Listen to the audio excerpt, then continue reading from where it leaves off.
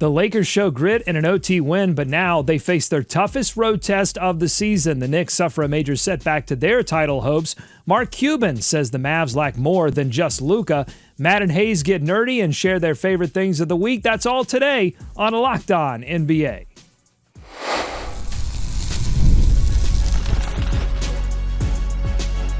You are Locked On NBA, your daily NBA podcast.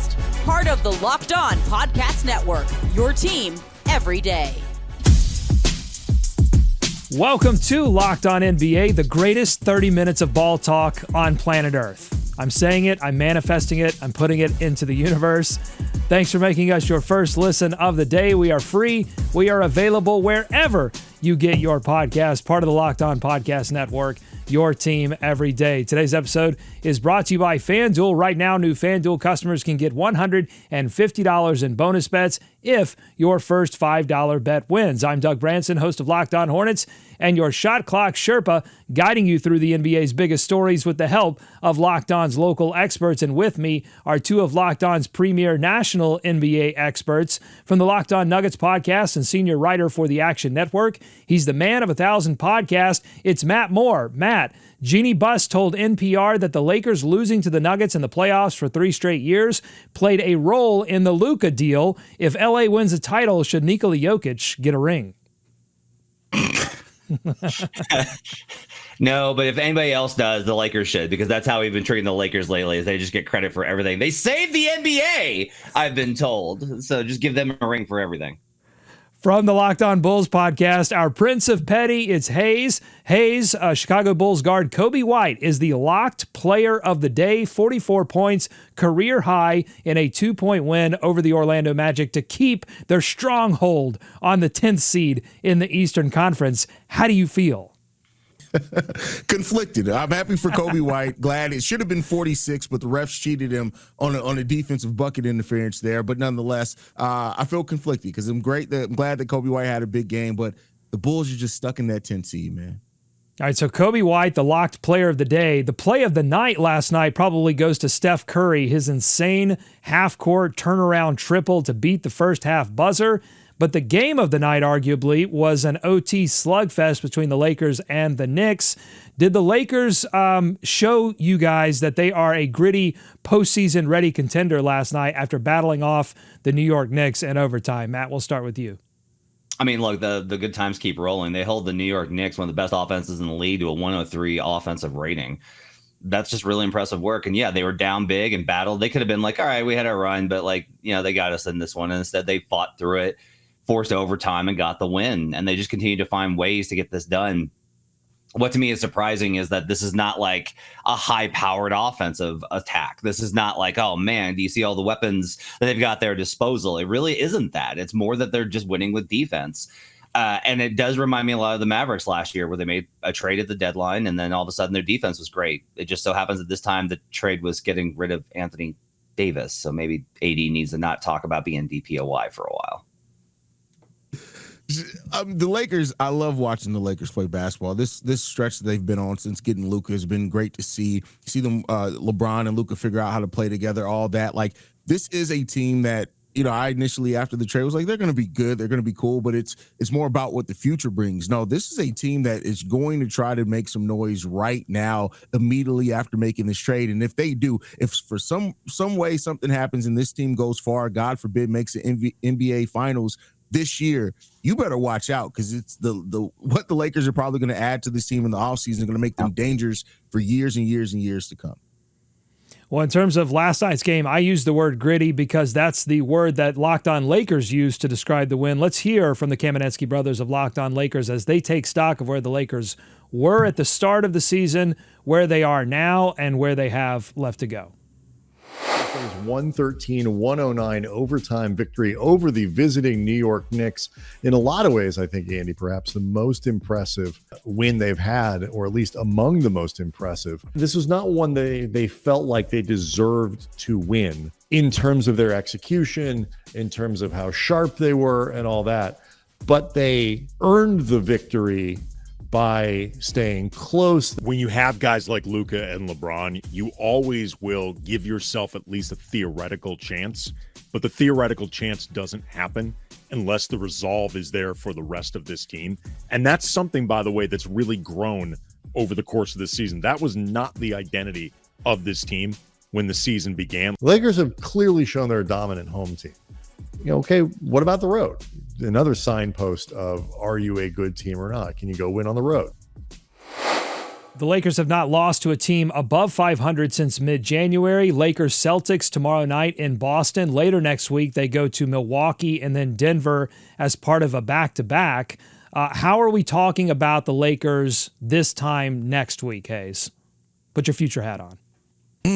Man, I think we're talking about them as a team that has caught the momentum and are going to ride it out for the rest of the way. I don't think the Lakers are going to leave the 2 seed in the Western Conference. I think they're going to stay there. And I think we're going to see a lot of what this team's resolve is over this, and as well as J.J. Redick's coaching. I have maybe too much faith in this point in the Los Angeles Lakers, but it seems like he's reinvigorated LeBron James a little bit as well. Not to say that he was having a bad season before, but this just seems like it's like a team that is playing with a lot of confidence.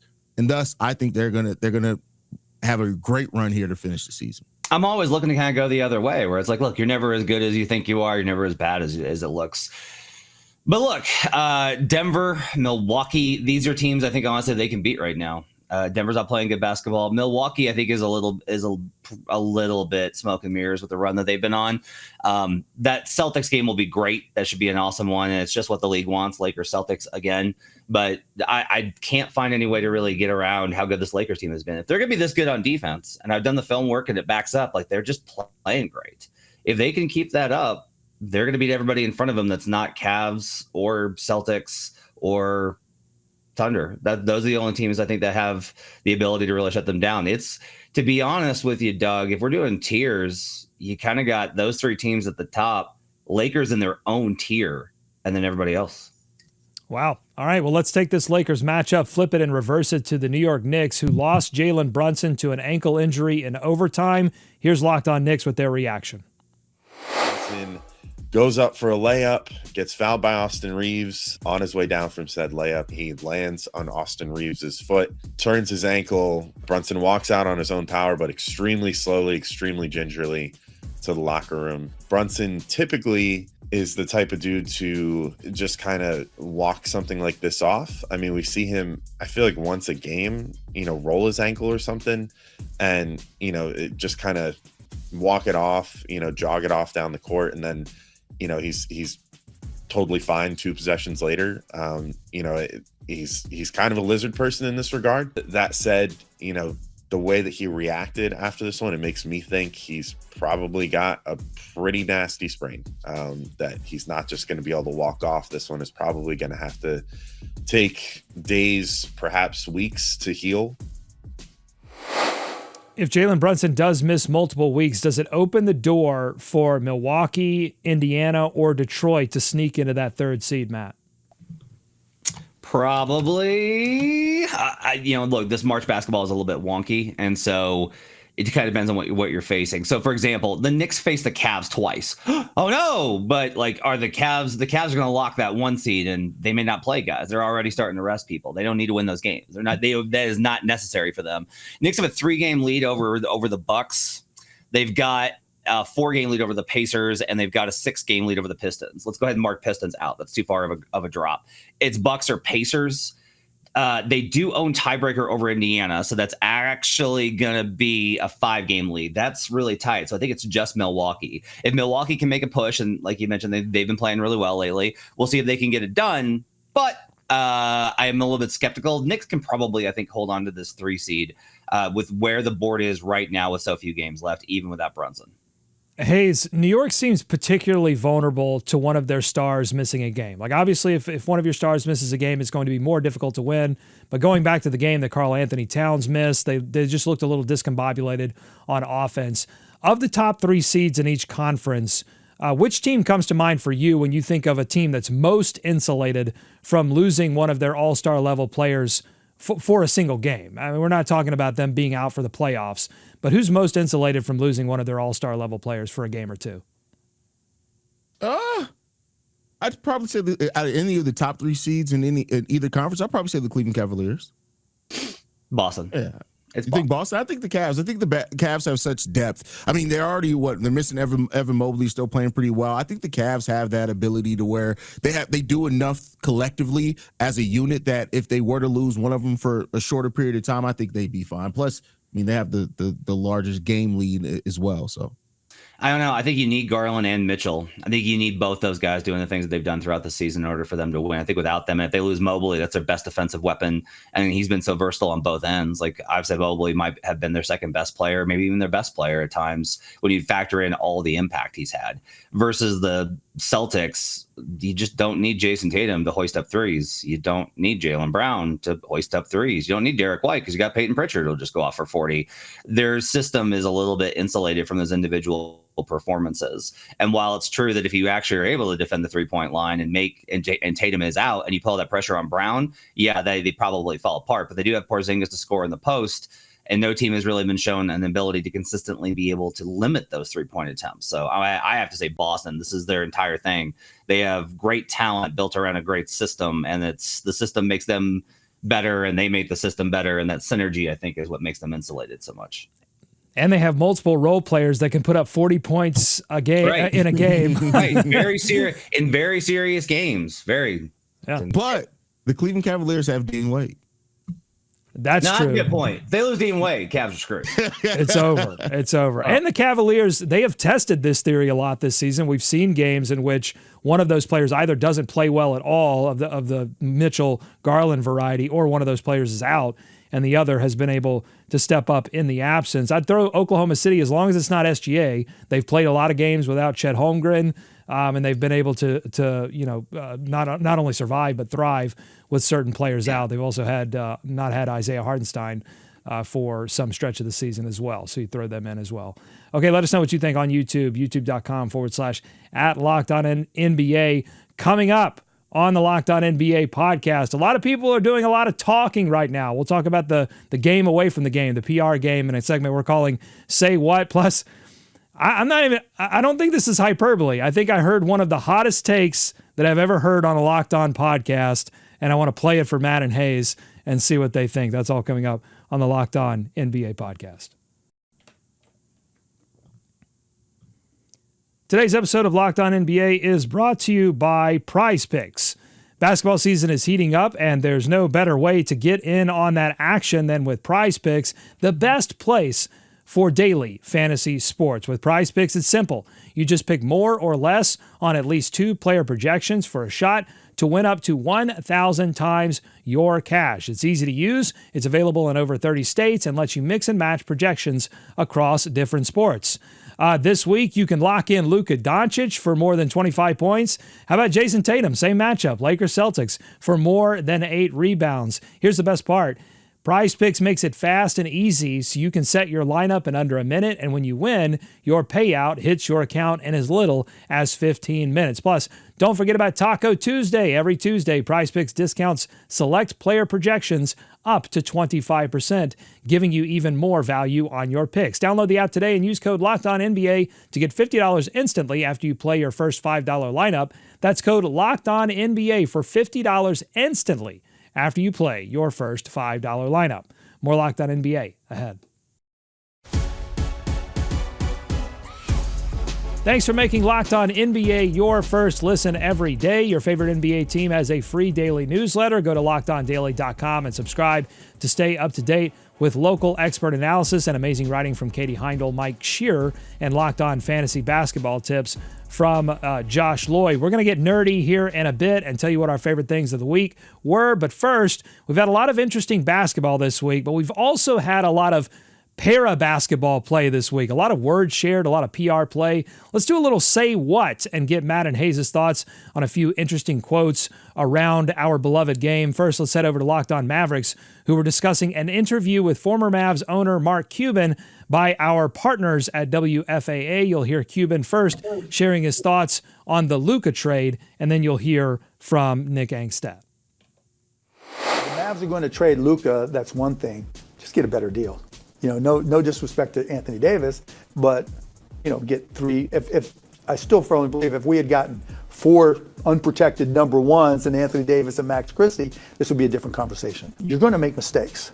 And I think the biggest challenge that the Mavs have right now is there's nobody who's really outgoing to communicate. And it's not so much what you do, it's how you communicate why you do what you do.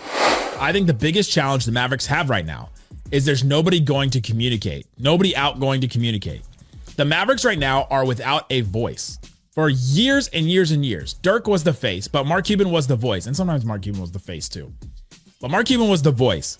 If anything needed to be spoken up and said, he would speak up and say it. He would take the blame for it. The Mavericks don't really have that right now. All right, say what? Matt, do you agree with Nick and Mark Cuban that the biggest problem with the Dallas Mavericks is a lack of communication? I don't think it's communication. I think they were too transparent. I think that they needed to understand the fans' view of this, and you needed to position it as the worst part of all of this is you gave the Los Angeles Lakers, the most blessed organization in all of basketball, Luka Doncic, and made him the victim in it. Like, if Luka was going to leave, which they've alluded to, like the financial decisions of it, you've got to be able to address, you've got to position it as, hey, we were up against it. We weren't going to be able to keep him. He didn't want to stay. You've got to be able to spin this. And without that, you're left with, you just did this to the fans. It's a crime against the fans, which is why so many of them are done with you. So to me, that's kind of the communication factor here. What was the other thing? Oh, it's don't trade Luka Doncic. Now, that might be the biggest problem. I get Cuban's idea of like, look, you're going to disagree sometimes with the public conception. You get to make your own decisions. Like, you have the power and you have to be bold in your vision. I get it. There's got to be a limit to it. And you know what the limit is? Trading Luka Doncic. And I think it's also like not only the communication round. I do think that matters, but like we've said here many times, like you traded Luka and you didn't really see what the rest of the NBA would offer you for Luka Doncic, and that is a huge problem in this. Like, I think that there's a world in which you could have maybe tried to sell your fan base on trading Luka if you got more back, not just Anthony Davis and four future first round picks, but even just getting another player that looks like somebody you can build around, or at least showing that you're pointing towards the future. You traded for Anthony Davis, a player that everybody calls street clothes, and then it was immediately proven in his first game there of why he's called that. Like, all that, it's the totality of the situation. Every bit of this went in a way to where, how can your fan base buy into this when everything has gone wrong? Everything's gone wrong since then. Yeah, Hayes making the point there. The lack of communication with the rest of the league when you were contemplating trading away Luka Doncic, that's where the lack of communication problem is for the Dallas Mavericks. I don't think you could walk away from that Nico Harrison press conference with Jason Kidd and think, you know what, I think we need more communication from that guy. Like, I think he did all the communicating that he needed to do to make everybody understand that they have a lack of leadership problem, not a lack of communication problem. One quick thing here I will say, Mavs fans online were real upset with Cuban at the end of his run. They were just like, quick, get out of basketball ops. You're the problem. Cuban's the problem. Let this be a lesson to every single franchise. Be very careful what you ask for, whether it's firing an owner, a coach, a GM, a star player. You have to be certain that on the other side, it's better. It wasn't in this instance. Grass isn't always greener. All right, let's move on to another Say What. On a recent episode of his podcast, Draymond Green said this about Karl-Anthony Towns missing the game against the Warriors on Tuesday. Quote, "Some would say he didn't play because Jimmy was in the building," referring to Jimmy Butler there. "I don't know. They said Karl-Anthony Towns ain't play because Jimmy came into town and him and Jimmy had the infamous practice in Minnesota," unquote. Towns was listed out for personal reasons, which he would later clarify was due to the death of a close family friend who had been battling breast cancer. When that was relayed to Draymond Green, he said, quote, "Oh man, that's unfortunate. I'm sorry to hear that. That sucks. But my comments that I made was that people I heard was this, and that's what I heard. You never wish that on anybody, but the Draymond Green show with Baron Davis must go on." Hayes, what do you make of not only Draymond's initial comments, but then the reply there? The initial comments I can understand from a point of like, just you don't know what's going on, and of course players are going to be competitive. They're going to speculate all that. I don't knock him for that. Now, once you found out the reason why, that response still feels like a little, but you could have done more. But who am I to say how another grown man should apologize? But I do think a little bit more awareness could have been thrown to losing somebody that's a close family friend to cancer of all things. He said the Draymond Green show with Baron Davis like 7 times in the apology. Don't plug your pod while you're doing that apology, man. That's rough. I have some sympathy for Draymond just from the perspective of like, this stuff is hard, but it's also kind of maybe all the comments he's made about media and how terrible they are at their jobs. Maybe this is a good reminder of the standards that you have to kind of hold yourself to.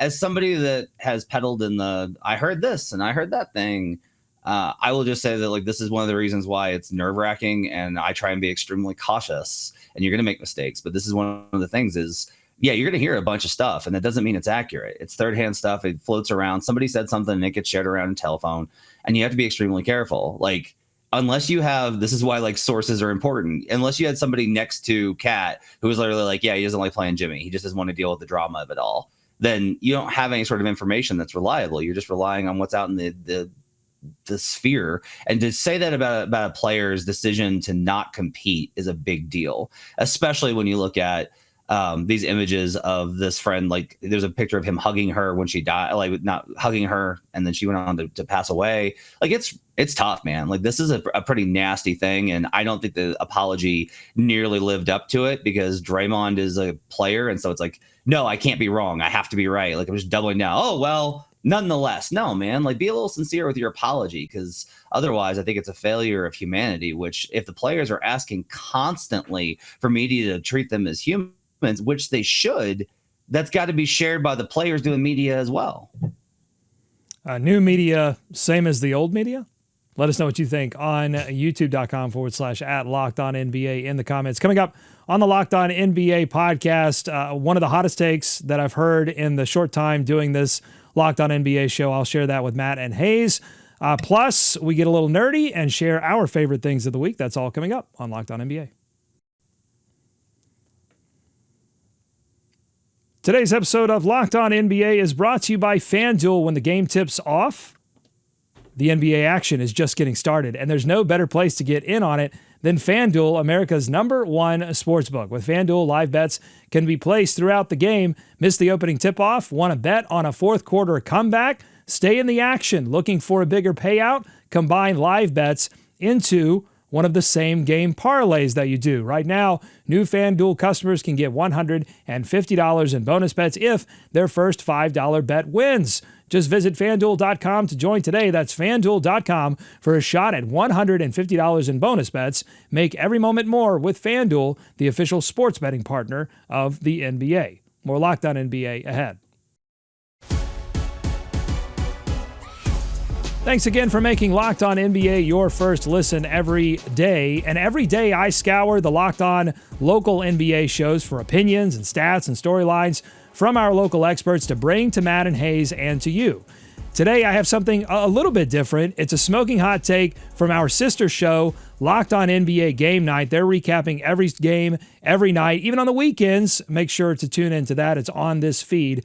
And I say it's kind of different because it is from one of our local experts, Kuka Hill, host of Locked On Pistons, who had this observation after the Orlando Magic dropped last night's game to the Chicago Bulls. I'm not a believer in Wagner and Banchero being a good duo. I think the Orlando Magic played just better with Franz on the floor. I think Franz is the better player here. The way Paolo plays, he has incredible talent. He has some on-ball juice. But I don't feel like he has anywhere near enough to take up the type of usage he's taking away from Franz, and the way you can play without a high usage guy settling for the type of shots Paolo takes. Obviously, they're dealing with injuries. That for sure has hurt their season. No, I'm not trying to take that away at all. The injuries have hurt them a ton, especially to Jalen Suggs. He's been great for them. But long term, I think this offseason, the Orlando Magic front office, either one, they need to really look at this duo lasting long term if they need to make a move, or two, at the very least, in my opinion, the usage needs to be completely shifted. It seems like people just crown Paolo the face of this franchise and the franchise player and the best player on the team. I don't think that's the case, and if they're not going to trade one, I think you guys shift some of that usage around to Franz. Wow. I mean, I know the Orlando Magic have gone through a lot of struggles this season, but those are two really great players. Matt, should the Magic completely reevaluate the Banchero-Wagner duo? This is tough. So I think Wagner's a floor and ceiling raiser. He makes everybody else around him better. So his individual scoring has gotten back to where it needed to be, or was for a little while. And then he does do the things, if you notice, that does make everybody better, especially as a playmaker. Paolo's a more willing passer, I think, than he gets credit for. Like, he's not a chucker, but with the kind of options that they have on that team, I think it looks that way. I do also want to say neither one of these guys has looked the same since coming back from the same injury, those chest injuries that they've suffered. So from that perspective, I do think that, like, we need to give this a little bit of time.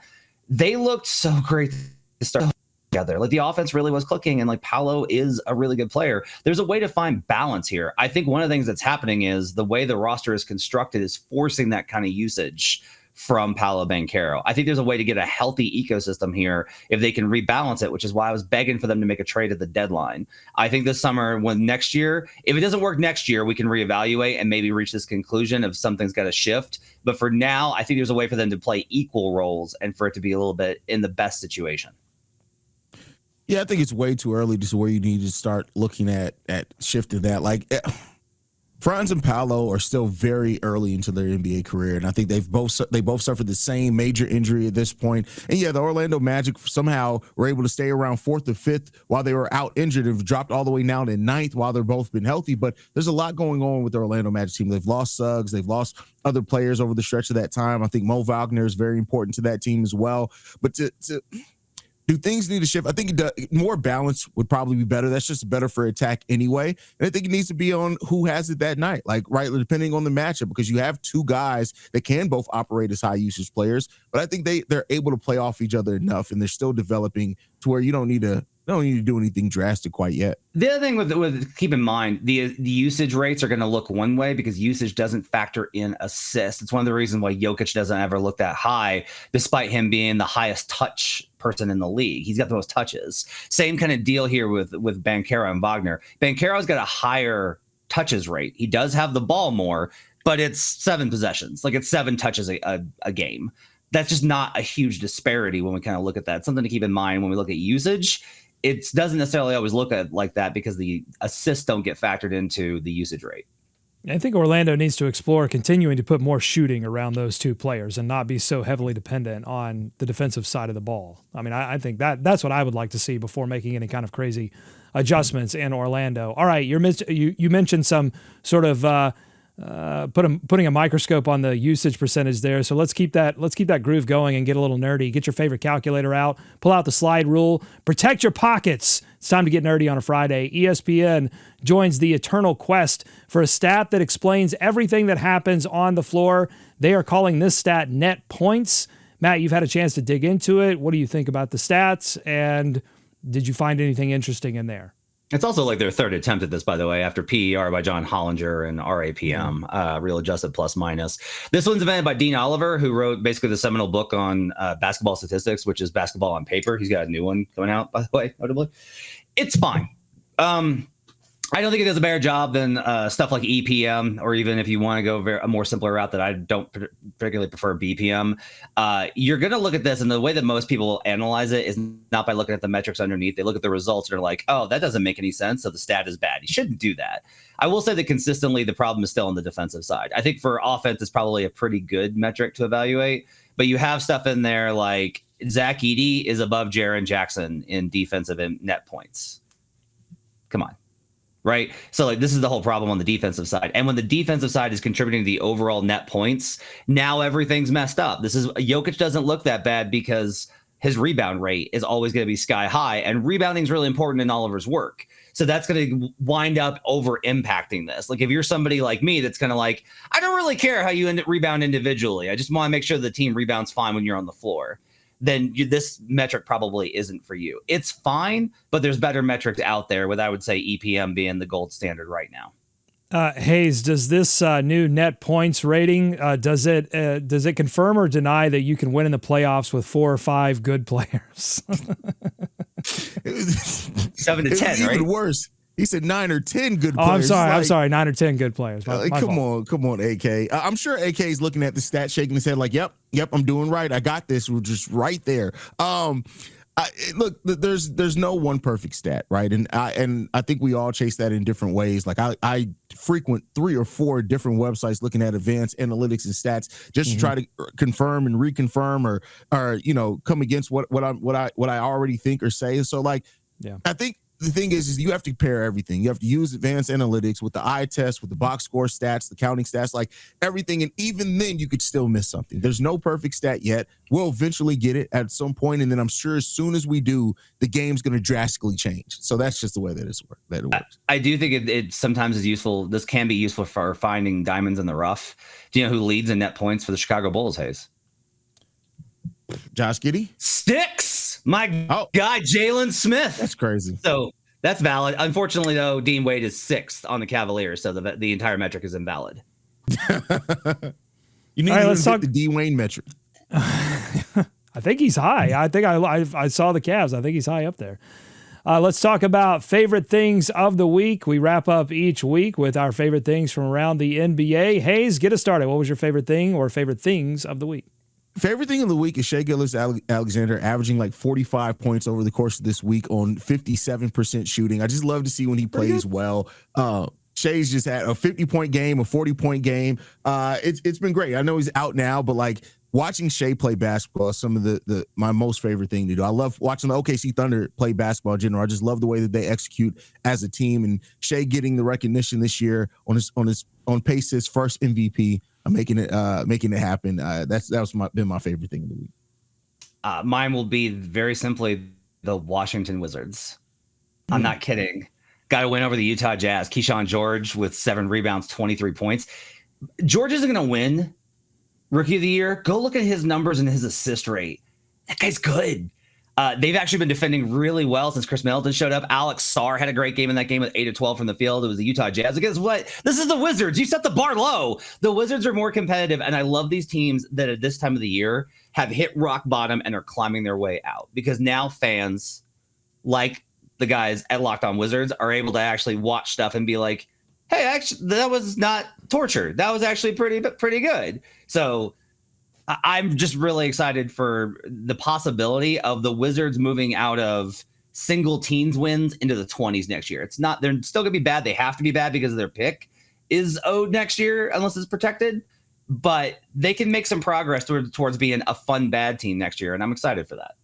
I think the Wizards proved something that I've thought all along, which is that unserious teams are unserious on purpose and serious teams are serious on purpose. And I cover an unserious team right now in the Charlotte Hornets.